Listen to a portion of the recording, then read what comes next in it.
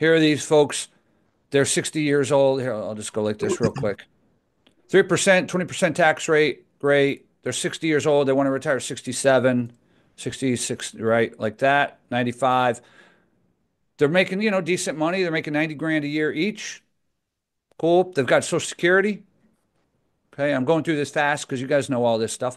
They are saving some money. Obviously, they've got a 401k, 220 grand in there. They thought 7% was a reasonable rate of return.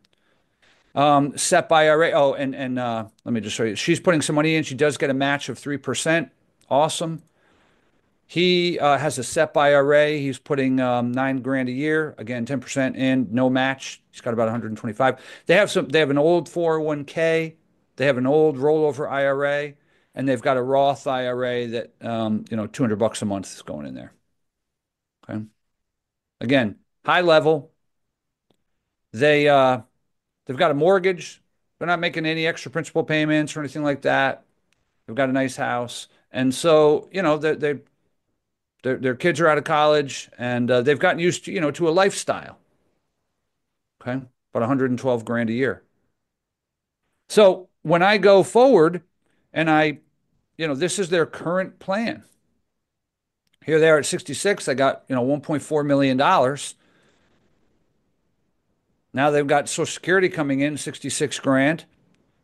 They still want to have the inflation adjusted equivalent of 112 today. They still have a mortgage, 15 grand. And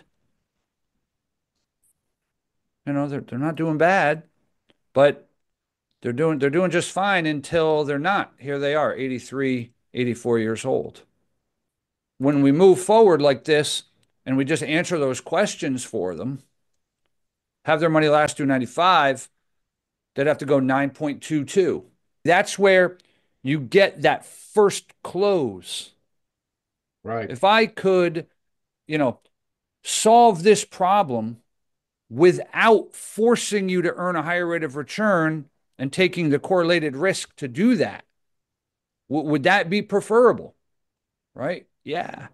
I don't want to take more risk, chase rate of return. Okay. Okay.